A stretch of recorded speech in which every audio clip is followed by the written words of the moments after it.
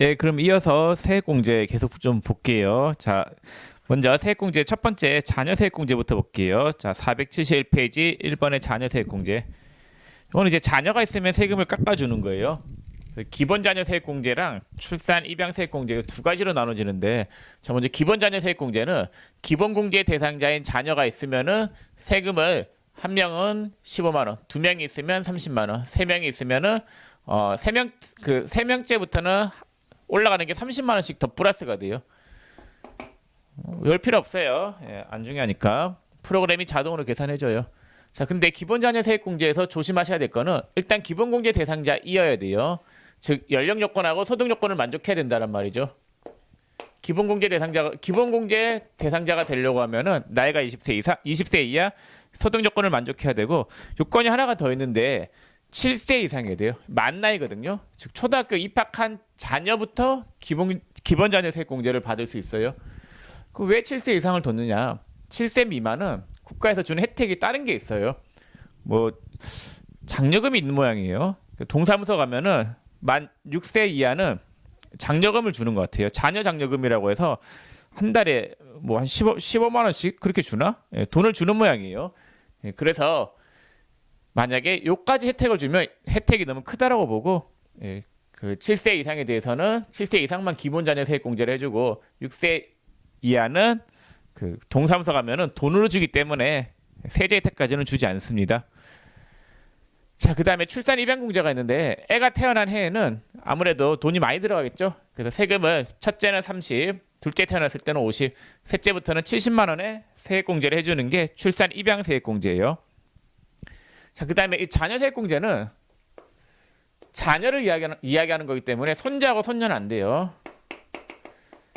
우리가 기본 공제 대상자에서는 손자, 손녀, 직계 위속에 손자, 손녀가 들어갔는데, 자녀 세액 공제에서는 자녀잖아요. 자녀라고 하면은 바로 자기 애들을 이야기하는 거지, 손자, 손녀는 해당이 안 된다라는 거. 자, 그다음 두 번째 연금계좌 세액 공제가 있는데, 자, 연금은 크게 두 가지가 있어요. 공적연금이 있고 개인연금이 있단 말이에요.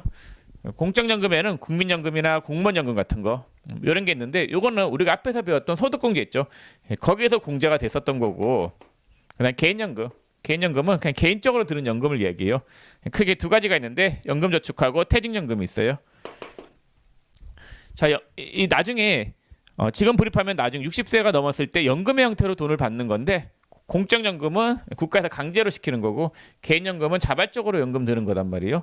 자발적으로 연금을 가입해가지고 나중에 노후를 대비하면 지금 세금을 좀 깎아주겠다라는 거예요. 얼마를 깎아주느냐? 연금저축이나 퇴직연금 불입한 금액의 12% 혹은 15%예요. 자, 근데 불입액에 대한 한도가 있는데, 요거 두 개 합해가지고 700이고 15%가 적용되는 경우는 공제율이 더 높죠. 이 높은 경우는 이제 급여 요건인데, 급여 요건에 따라서 공제액이 더 높아요. 근데 외울 필요 없어요. 예, 별로 안 중요하고, 연금계좌 세액공제는 중요한 게 하나만 알아두세요. 요거는 본인만 공제가 되고 부양가족 거는 공제가 안 된다. 부양가족의 연금은 당연히 내 소득에서 공제하면 안 되겠죠. 본인의 연금만 공제가 된다라는 거예요. 요것만 아시면 돼요. 세세한 내용은 몰라도 돼요. 책에 있는 내용 보기만 해도 머리 아프죠. 연금은 본인만 된다. 이것만 아시면 되겠습니다. 자, 그 다음에 472페이지 특별세액공제. 우리가 앞에서 특별소득공제라고 하는 게 있고 특별세액공제라고 하는 게 있죠. 특별하게 해주는 거예요. 특별하게 소득공제 해주는 거, 특별하게 세액공제 해주는 건데, 옛날은 하나도 안 중요해요. 그 옛날 얘기를 해보면은, 옛날에는 특별소득공제, 특별세액공제 합해가지고 둘 다 전부 다 특별소득공제였어요. 이게 전부 다 소득공제에 있었던 내용인데 나눠져가지고, 특별한 소득공제하고 특별한 세액공제 나눠버렸어요. 소득공제와 세액공제 부분으로. 그래서 뭐 특별하게 의미가 있는 건 아니고, 네, 그냥 여러분들 항목별로 특별세액공제에 해당하는 항목이 네 가지가 있어요. 보험료, 의료비, 교육비, 기부금, 이 네 가지가 있거든요. 네 가지 항목별로만 내용을 알고 계시면 돼요. 자, 먼저 보험료 세액공제. 보험료. 그 앞에서 배웠던 소득공제 4대 보험료 있죠. 그 4대 보험료는 소득공제인 거고, 우리가 일반적으로 드는 보험들 있죠. 뭐 자동차 보험이나 생명보험, 그런 거 이야기하는 거예요. 그래서 보험 가입하면은 보험 불입한 금액에 대해서 세금 좀 깎아주는 게 있어요. 세액공제 해주는데, 이 보험은 크게 두 가지가 있어요. 보장성 보험이 있고 저축성 보험이 있죠. 보장성이라고 하는 거는 내가 보험료를 불입하면 그걸로 땡이에요. 나중에 못 돌려받는 보험이 보장성 보험. 거기에 해당하는 보험이 뭐 자동차 보험이나 자동차 보험 한 번 내면 땡이죠. 그래서 실손 보험 있죠. 여러분들이 내는 그 실비 보험 있잖아요. 다치면 보험료 받을 수 있는 거. 그런 보험도 한 번 내면 땡이죠. 그와 반면에 저축성 보험은 내가 돈을 불입하면 나중에 더 많은 돈을 받는 게 저축성 보험이에요. 이 보험료 세액 공제는 보장성 보험만 공제 대상인 거고 저축성은 대상이 아니에요. 꼭 알아두세요. 예, 저축성 보험은 공제 대상이 아니다라는 거. 자, 그다음에 이 보장성 보험은 크게 두 가지가 있어요. 일반 보장성 보험하고 장애인 전용 보장성 보험이 있는데 일반 보장성 보험 같은 경우에는 그러니까 이 보장성 보험을 부양가족 지출한 거. 내가 계약자예요. 계약자가 보험료 내는 사람을 이야기해요. 자, 그다음에 피보험자가 있어요. 피보험자는 보험료 혜택을 보는 사람을 이야기해요. 이 보험료 혜택을 보는 사람, 계약자가 돈 내는 사람이죠. 피보험자가 부양가족이라도 공제가 돼요. 근데 그 부양가족의 뭐를 따지냐면요. 부양가족의 나이와 소득을 따져요. 부양가족이 직계 비속이며 애들이면 20세 이하이거나 소득은 소득 금액이 100만 원 이하여야지 돼요. 근데 이 장애인자 들어가는 거 있죠. 장애인 전용 보장성 보험은 나이를 안 따져요. 소득만 따지는 거예요. 그래서 장애인 전용 보장성 보험은 장애인이 들어가는 거는 나이는 안 따지고 소득만 따진다라는 거. 자, 그래서 여러분들 보험료와 관련해서는 보험료 공제와 관련해서는 주의해야 될 게 이것만 아시면 돼요. 거기에 뭐 공제율이 보험료 지급한 금액의 12%고 그다음에 이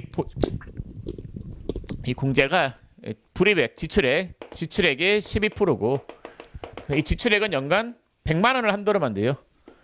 100만 원 한도로만 공제가 되는데 이런 건 안 중요해요. 여러분들은 공제가 되냐 안 되냐 판단하는 게 중요한 거고 계산은 누가 자동으로 해준다라고요? 프로그램이 자동으로 해줘요. 자, 그 다음에 의료비 세액 공제 볼게요. 병원비 지출하면은 세액 공제 해줘요. 해줘야 되겠죠. 그런 데 쓴 거는 세금 깎아줘야 될 거 아니에요. 자, 근데 의료비 세액 공제는 나이와 소득을 안 따져요. 아픈 사람을 위해서 지출하는 비용이기 때문에 부양가족의 의료비를 내가 대신 지출했다 하더라도 그 부양가족의 나이와 소득을 따지지 않는다라는 거.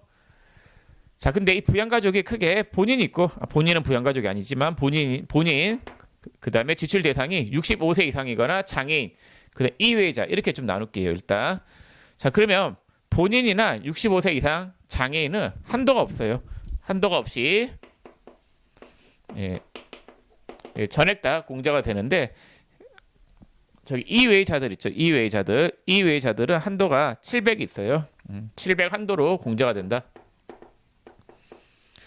자, 그다음 지출한 금액 있잖아요. 이렇게 다 되는 건 아니고 이게 의료비가 공제가 되려고 하면 총 금액의 5%를 총 금액의 3%를 초과하는 금액에 대해서만 의료비 공제가 돼요. 그러니까 의료비가 만약 연봉이 1억이다. 그럼 최소한도로 3%면 얼마지? 300만 원. 300만 원 이상 의료비를 썼을 때만 공제가 되는 거예요. 별로 안 중요하고 중요한 거는 일단 첫 번째 의료비 세액 공제는 나이와 소득을 따지지 않는다. 그 다음에 공제할 때 이게 한도가 본인이나 65세 이상 장애인은 한도 없이 다 공제가 되고 이외자는 700 한도로 공제가 된다. 근데 공제를 받으려고 하면 총 금액의 3% 초과하는 금액인데 그건 안 중요해요. 자, 그 다음에 이제 진짜 중요한 거는 저기 473페이지 자, 473페이지 상단에 세액 공제 대상 의료비라고 나와 있죠. 그런 것들이 중요한 거예요. 자, 세액 공제 대상 의료비에 봤더니 그 간로의 실손 의료보험금으로 보전받은 금액은 제외한다. 그러니까 의료비를 낼 때 보험회사에서 받아서 내는 부분은 제외예요. 순수하게 내 돈 낸 것만 공제 대상이에요. 자, 그럼 중요한 게 거기 동그라미 1번하고 동그라미 2번은 됐고 그 동그라미 3번 산후조리원 비용도 돼요. 근데 대상이 총 급여가 7천만 원 이하여야 되고 연간 한도는 200만 돼요. 그거 외우시고 그 다음에 4번에 의사, 치과의사, 한의사 등의 처방에 따라 의료기기도 되고 6번이 중요해요. 안경도 돼요. 콘택트 렌즈도 되는데 얼마까지만 되냐면요. 한도가 50이다. 꼭 외우세요. 안경은 한도가 50이에요. 7번에 라식도 돼요. 8번에 보청기도 되고. 자, 그래서 중요한 거는 6번 안경이 중요한 거고 한도가 50이다라는 거.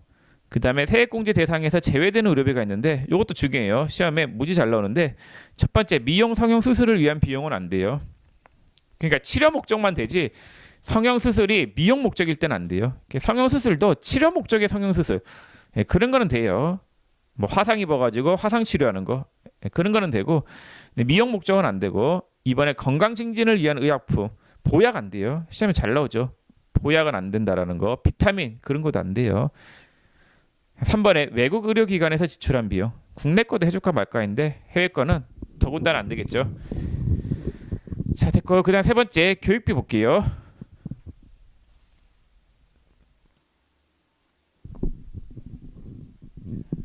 자, 교육비 볼게요. 교재 473페이지인데 교육비 지출한 거에 대해서도 세액공제를 해줘요.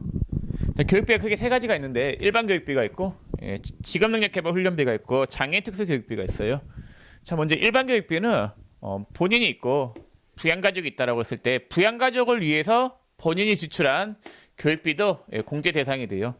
자, 근데 부양가족 중에서 직계 존속은 안 돼요. 그래 좀 자식이 아버지의 교육비를 댄다는 것 자체가 어떻게 보면 좀 맞지 않는 거잖아요. 직계 존속은 교육비 공제 대상이 안 돼요. 자, 근데 이게 부양가족이 되는데 부양가족의 뭐는 따지냐면요. 부양가족의 나이는 안 따지는데 소득은 따진다. 이건 알아두셔야 되겠죠. 중요하죠. 교육비 공제는 부양가족의 나이는 안 따지는데 소득은 따진다라는 거. 자, 그다음에 본인이 갈 수 있는 교육기관이 유치원, 초중고, 대학, 대학원. 부양가족이 갈 수 있는 교육기관이 유치원, 초중고, 대학, 대학원이 있다라고 했을 때 본인의 대학원은 되는데 부양가족의 대학원은 공제 대상이 아니에요. 자, 그다음에 학원 있죠. 학원비가 취약자 아동의 학원비는 돼요. 네, 취약한 이후에 학원비는 되지 않는다라는 거. 네, 취약자 아동의 학원비는 되는데 취약한 이유는 학원비가 되지 않는다라는 거예요. 자, 이게 중요한 내용은 다 얘기했어요. 책 보시면은 거기 473페이지 교육비 세액공제는 세액공제 대상 교육비의 15%라고 돼 있고, 그 15% 그런 거 외우는 게 아니에요. 안 중요해요. 일반 교육비에 봤더니 그 부양가족 교육비에 직계존속 제외라고 돼 있고 공제 대상에 연령 요건은 적용하지 않으나 소득 금액의 제한은 받는다라고 돼 있고 한도가 있는데 한도가 뭐 여기는 300이고 여기는 900이고 여기는 300, 여기는 900. 본인의 한도가 없고 부양가족은 여기는 300, 유치원생 300, 초중고 300, 대학은 900. 안 중요해요. 시험에 프로그램이 다 알아서 계산해 주니까 하나도 안 중요하고. 자, 그러면 중요한 건 얘가 중요한 거예요. 직계존속 제외다. 그 다음에 연령 요건 안 하고 소득 요건만 적용이 된다. 학원비, 취약자 아동의 학원비는 되는데 취약 후는 안 된다. 본인의 대학원비는 되나 부양가족의 대학원은 안 된다. 그게 중요한 거고. 자, 그 다음에 474페이지 그 가운데 세액공제 대상 교육비 보세요. 네모 박스. 동그라미 2번에 초등학교 취약자 아동을 위하여 학원 또는 체육시설에 지급하는 교육비. 그 되죠. 3번에 어린이집 및 유치원 급식비, 방과 수업료 및 교재비. 방과 수업료, 보충 수업도 돼요. 보충 수업에 교재비도 돼요. 동그라미 4번에 국외에 소재하는 교육기관. 유학인데 유학을 보면 이게 시험에 나온 적은 없어요. 근데 참고로 설명해 보면은 국외에 소재하는 교육기관으로서 우리나라의 유아교육법에 따른 유치원, 초중등 교육법 또는 고등교육법에 따른 학교에 해당하는 교육기관으로서 대상자는 다음과 같아. 고등학생하고 대학생은 그 유학비 지급한 게 있으면 학비 지급한 게 있으면 교육비 공제 대상이 되는데 그 취약자 아동하고 초중등생 있죠. 취약자 아동하고 초중은 부모가 같이 나가야 돼요. 애들 혼자 보냈으면 공제가 안 되고 부모가 같이 나가서 어쩔 수 없는 상황일 때 부모가 그 해외에 직장이 있어가지고 그 직장에 직장을 다녀야 되기 때문에 어쩔 수 없이 가족이 같이 나가서 거기서 생활한 경우에만 되는 거고, 그 다음에 거기서 1년 이상만 거주하고 자녀 혼자 두고 오면은 그건 돼요. 근데 중요한 건 아니니까 그냥 참고로 보시고. 자, 5번에 학교에서 지급하는 급식비 발음이 잘 안 되네. 초중고등학생의 하남. 그러니까 초중고등학생 급식비 낸 것도 교육비 공제가 돼요. 이렇게 생각하세요. 초등학생, 중학생, 고등학생은 학교에 내는 돈들은 전부 다 공제 대상이다. 학교에서 사는 교재 대금, 그 보충석 교재, 방과학교 수업료 다 되는 거예요. 급식비 그런 거. 6번에 교복 구입 비용도 된다. 이건 중요해요. 시험에 잘 나오는데 중고등학생만 돼요. 초등학생하고 대학생은 안 되고 1인당 50만 원 한도. 예, 그거 외우세요. 안경도 50이었죠. 교복도 50이에요. 7번에 학교에서 구입하는 교과서 대금. 8번에 방과학교 수업료. 9번에 근로자의 든든 학자금 및 일반 상한 학자금 대출의 원리금 상환액이 있는데 학자금 대출 받은 경우 있죠. 학자금 대출을 받아서 그 학비를 냈어요. 대학 등록금을 냈어요. 학자금 대출을 받아서 대학 등록금 냈을 때 교육비 공제를 안 받은 거예요. 안 받고 이제 내가 취업을 했어요. 내가 취업을 해가지고 그걸 상환해요. 그러면 상환할 때 교육비 공제를 해주겠다라는 거예요. 그래서 이게 만약에 아버지가 학자금 대출 받은 거에 대해서 교육비 공제를 받아버렸으면 안 돼요. 아버지가 교육비 공제를 안 받았는데 안 받았고 내가 이제 취업을 해가지고 학자금 대출금을 갚아가고 있어요. 예, 그때는 되는 거예요. 자, 그 다음에 맨 밑에 공제 대상에서 제외되는 교육비가 있는데 이게 다 얘기한 부분인데 1번에 직계 전속의 교육비는 공제 대상이 아니다. 예, 중요하고 2번에 본인의 대학원비는 공제 가능하나 부양가족의 대학원비는 공제되지 않는다. 예, 말씀드렸었죠. 이거 3번에 학원비는 공제 안 돼요. 단 영유아 취약자 아동의 경우는 학원비가 공제 가능하고 그래서 그 공제 대상에서 제외되는 거 있죠. 예, 그게 중요하니까 잘 알아두세요. 자, 그 다음에 상단에 보시면 직업능력개발 훈련비가 있죠. 이거는 중요한 게 본인만 돼요.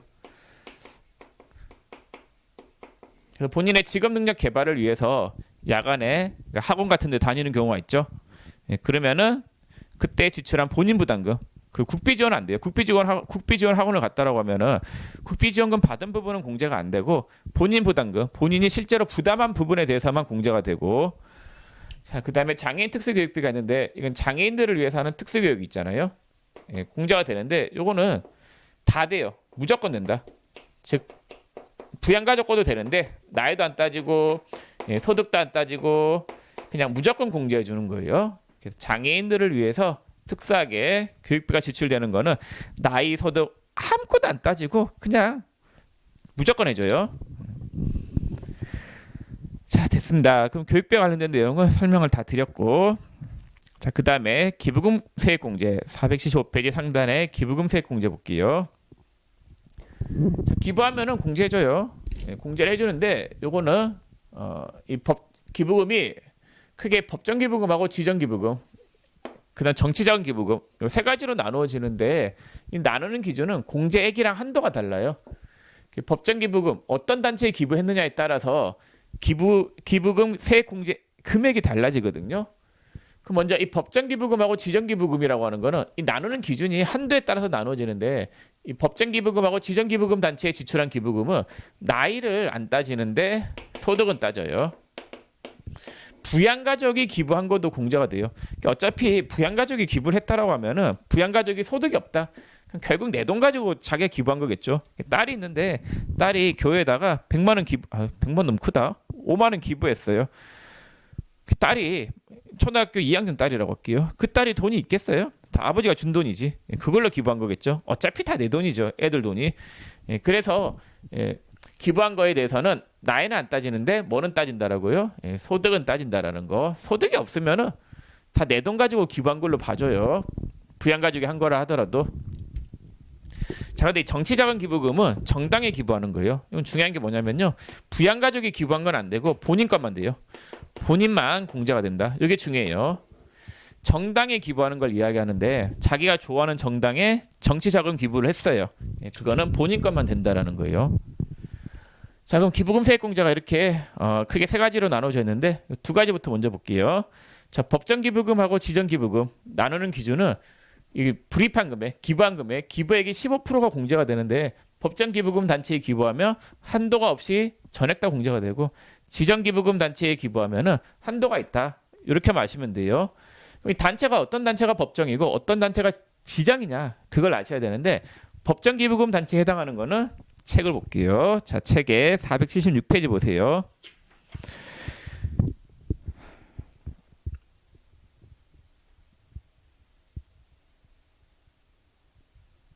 자, 476페이지 거기 법정 기부금이 있죠.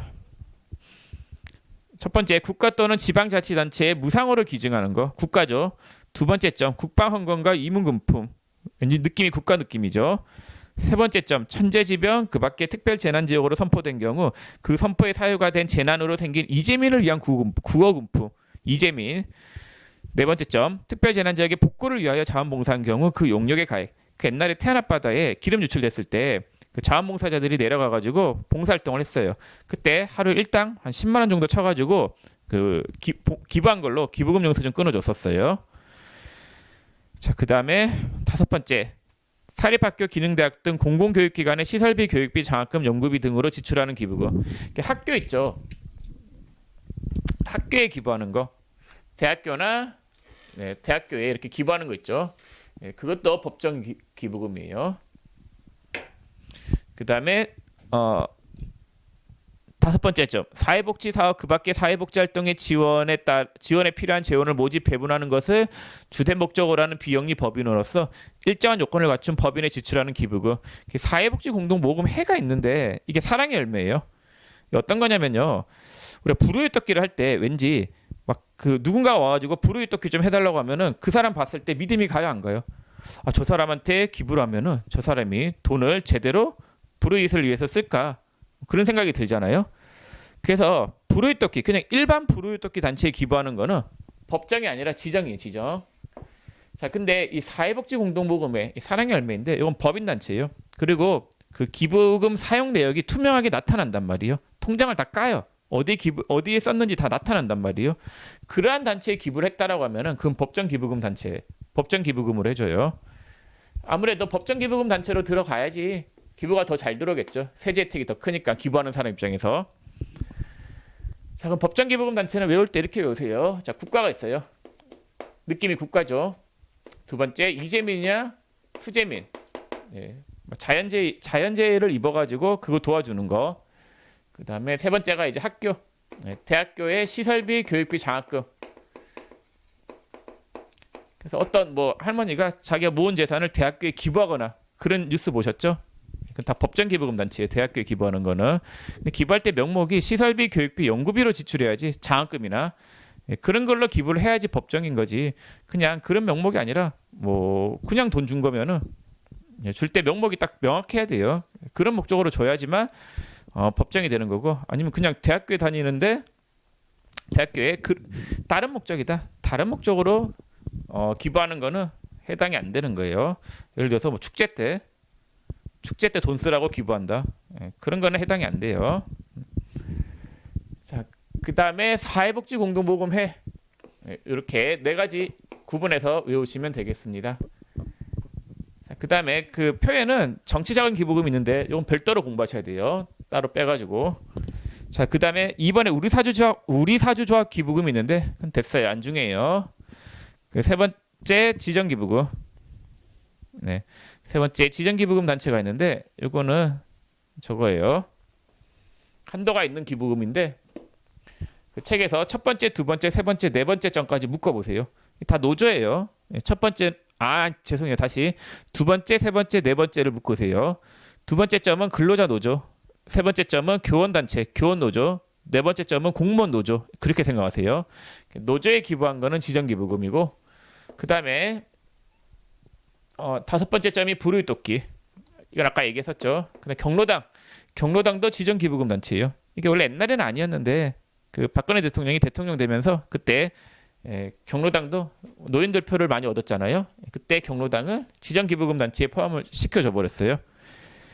자, 그 다음에 지정기부금에서 하나 더 아셔야 될 게 종교단체에 기부하는 것도 지정기부금 단체예요. 가장 많죠. 가장 흔한 단체이죠. 자, 그러면 이런 지정기부금, 이런 기부금 단체가 아닌데 기부하면 혜택이 없죠. 기부금 단체가 아닌 것들이 향후회나 그런 데는 안 돼요. 향후에 지역의 모임 같은 거 있잖아요. 같은 고향의 모임, 그런 건 안 돼요. 향후에 이런 건 안 되고, 여기에 언급된 거 이런 단체들만 기부금 공제 대상이 되는 거예요. 자, 듣고 그 다음에 다 외우셔야 돼요. 그 다음에 475페이지 보시면은 거기 상단에 공제 대상 있잖아요. 그건 설명드린 내용이고, 이번에 세액공제 얘기라고 되어 있는데 세액공제를 외울 필요 없어요. 외울 필요가 없는데 하나 조심하셔야 될 게 요 정치자금. 자, 정치자금은 일단 중요한 게 요거는 부양가족도 되죠. 법정하고 지정기부금단체. 부양가족이 이런 데 지출하는 거는 돼요. 근데 정치자금은 본인이 지출한 것만 되고 이게 10만 원을 기준으로 나눠져요. 10만 원 이하는 110분의 100까지 공제가 되고 10만 원 초과는 불이백의 15%가 공제가 돼요. 10만 원을 기준으로 정치자금 세액공제는 공제액이 달라진다라는 거예요. 네, 이렇게 알고 계시면 되겠습니다.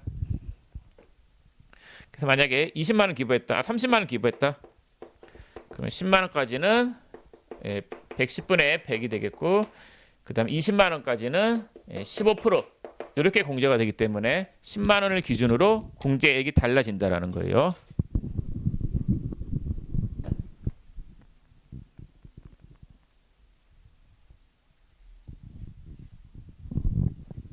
자, 그럼 기부금 세액공제까지 설명을 다 드렸네요.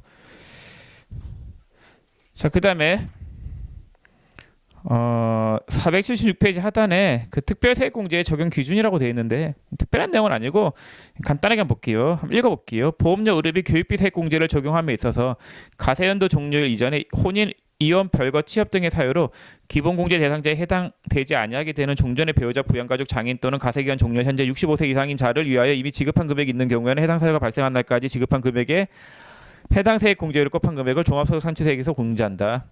잘 읽죠. 네. 네, 어떤 내용이냐면요. 이런 내용인데 만약에 딸이 있었는데 딸이 10월 1일 날에 결혼했어요. 그러면은 딸한테 딸이 때 지출한 뭐 대학 등록금이 있었다. 공제가 되느냐? 10월 1일까지 지출한 거면 공제가 돼요. 요때까지 지출한 보험료 뭐 딸이 결혼할 정도면 보험료는 안 되겠네. 20세가 넘었으니까. 뭐 의료비가 있으면 의료비. 결혼하기 전까지만 된다. 뭐 그런 말이에요.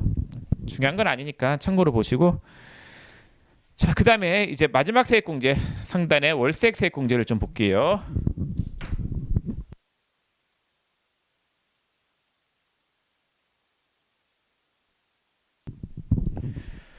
자, 월세액 세액공제 볼게요. 이건 앞에서 우리가 배웠던 주택과 관련된 소득공제 있잖아요. 그거 다 연결되는 내용인데 주택과 관련된 공제 중에서 청약저축, 그 다음에 전세자금대출, 그 다음에 주택담보대출, 그거는 소득공제예요. 근데 월세만 세액공제로 빠져 있어요. 이게 관련된 법규가 얘는 조특법에 있는 법규거든요. 원래 없었던 건데 생긴 지 얼마 안 됐어요. 지금은 꽤 됐나? 5년 지난 것 같네요. 자, 월세액 세액공제는 월세 지출한 금액의 12% 공제해 주는데 이건 몰라도 돼요. 어떤 경우에 공제가 되느냐? 공제 요건만 외우면 돼요. 자, 무주택 세대주여야 되고, 그 다음에 국민주택 규모 이하의 주택을 임차해야 되겠죠. 전세자금 대출하고 비슷한 거예요. 자, 그 다음에 소득 요건이 총 급여가 7천만 원 이하여야 돼요. 요 요건이 달라요. 전세자금 대출하고. 전세자금 대출하고 달리 월세는 소득 요건이 있다라는 거. 근데 이 소득 요건이 있는 것들은 전부 다 급여 요건이 7천만 원 이하였었죠. 아까 청약저축도 총 급여가 7천만 원 이하, 월세액 세액공제도 총 급여가 7천만 원 이하 이렇게 적용이 됐었잖아요. 자, 그리고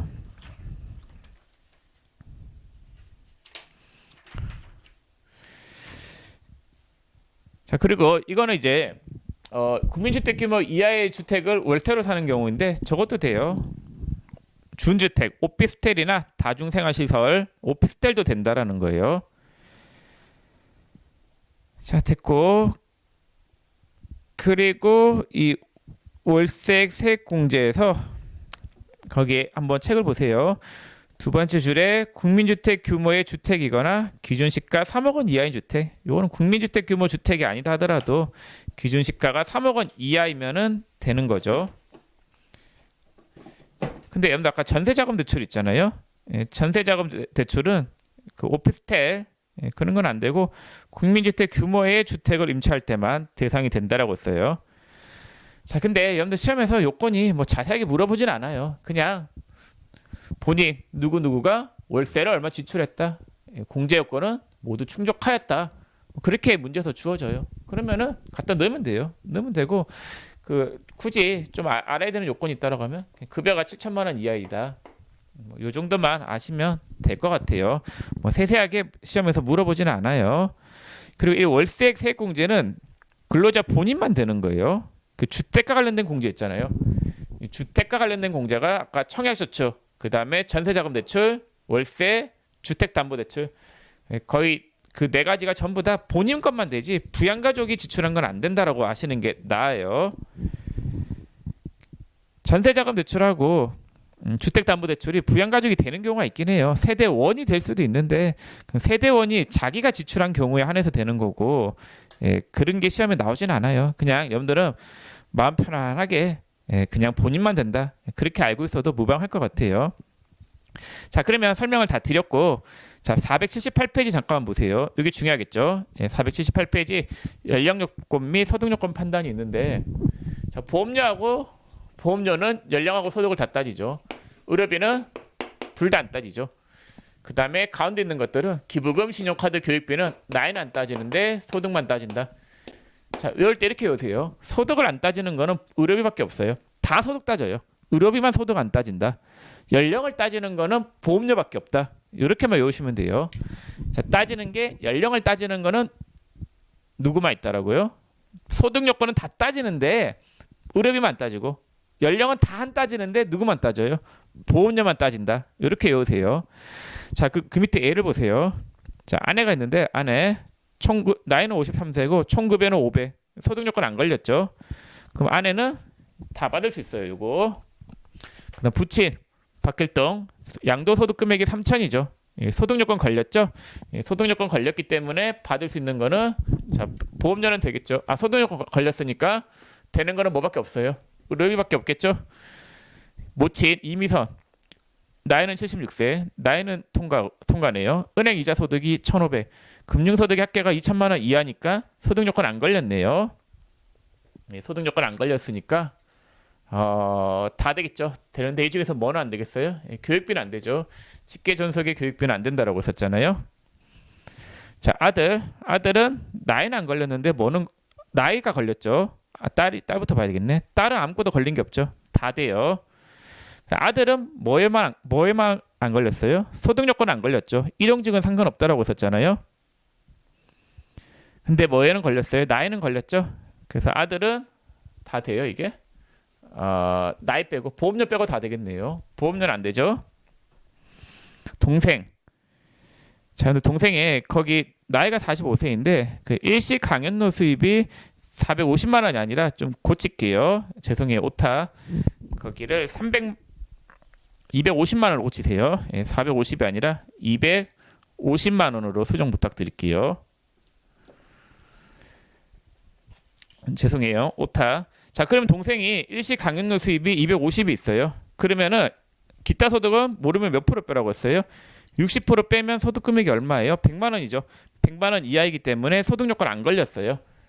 그러면은 동생 같은 경우에 장애인이죠. 비고란해 봤더니 장애인이기 때문에 장애인 보험 이게 보험이 장애인 전용 보험이다라고 하면은 보험은 나이 따져요, 안 따져요? 장애인 전용 보장성 보험은 나이를 안 따지죠. 그렇기 때문에 보험료 공제 되고 그 다음에 기부금 되고 교육비 되고 의료비도 돼요. 근데 카드 공제는 형제자매 사용부는 카드 공제 안 된다라고 했었잖아요. 카드는 안 돼요. 자, 그 다음에 처제. 자, 처제 나이가 43세고 소득은 없죠. 치약의 이유로 별거 중이면 부양가족이 될 수 있다라고 했었죠. 그러면은 나이에선 걸렸기 때문에 보험료는 돼요, 안 돼요? 안 되겠네. 나이 걸렸으니까 기부금 되고 카드는 형제자매 사용분은 안 된다라고 했었죠. 교육비 되고 의료비 되고 세 가지 되겠네요. 자, 이런 게 시험에 잘 나오고 나오면 여러분들이 헷갈려하시는 부분이죠. 잘 정리해 두시면 되겠고 그 다음에 477페이지 그 하단에 소득자별 소득공제 및 세액공제 대상이 있는데 이 근로소득자들은 이거 전부 다 공제받을 수 있어요. 네, 근로소득자 이외자들 있죠. 사업소득자들도 소득공제나 세액공제 적용이 돼요. 세금 계산할 때. 근데 사업소득자들은 인적공제는 되고 연금보험료 공제되고 주택자금하고 신용카드 공제 안 되고 자녀세액 공제되고 연금계좌 세액 공제되고 특별세액 공제나 월세액 세액 공제는 안 돼요. 물론 특별세액 공제 중에서 기부금 부분은 필요경비로 인정을 받을 수 있는데 그냥 안 된다고 보세요. 그냥 여러분들 단순하게 생각하는 게 좋으니까. 자, 그럼 근로소득 이외의 자들은 세금 계산할 때 공제 받을 수 있는 게 인적공제, 자녀세액 공제나 인적공제 전부 다 사람과 관련된 거죠. 사람과 관련된 거랑 연금만 된다. 이렇게 알고 계시면 돼요. 자, 그런 내용이 477페이지 거기 표에 나와 있죠. 그래서 외울 때 근로소득자들은 다 되는데 근로소득 이외의 자들은 연금하고 인적공제 요것만 되는 거고. 그래서 여러분들 보셨을 때 이 특별 신용카드 공제나 신용카드 공제, 특별세액 공제 얘들은 있잖아요. 부양가족이 됐었죠. 부양가족이 되잖아요. 근데 연금보험료 공제나 주택자금, 월세액 이런 거는 부양가족이 안 되고 본인 것만 됐었죠. 그래서 부양가족이 되는 것들은 이렇게 나이와 소득 따지는 것들이 있다라는 거. 자, 설명 다 했어요. 다 했고 하나만 좀 더 볼게요. 자, 페이지 몇 페이지 보시냐면요. 자, 470페이지 보세요. 자, 470페이지 상단에 신용카드 공제와 특별 공제가 있는데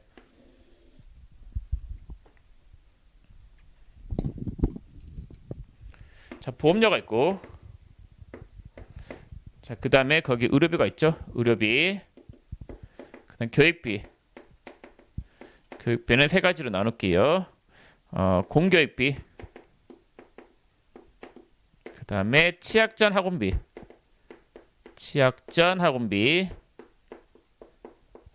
그 다음에 치약 후 학원비.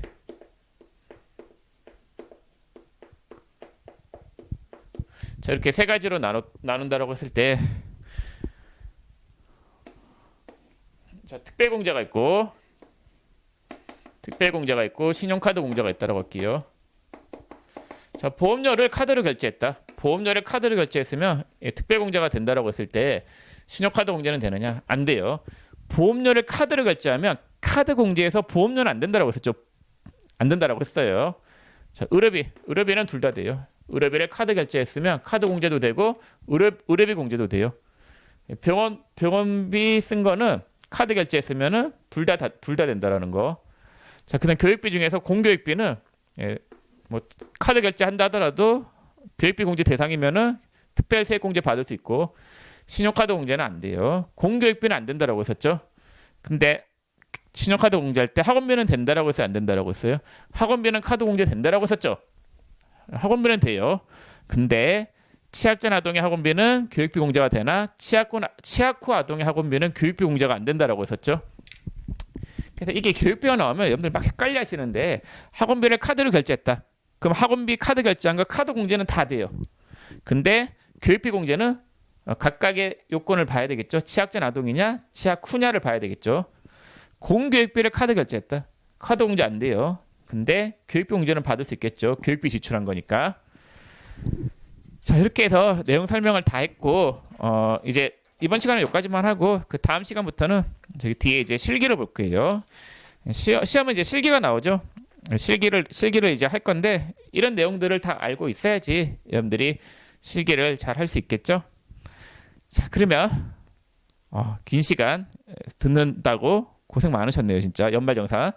근데 강의가 전부 다 버릴 게 없으니까 다 잘 알아두시고, 자, 연말정산과 관련된 내용 설명은 일단 여기서 마치겠습니다. 수고 많으셨습니다.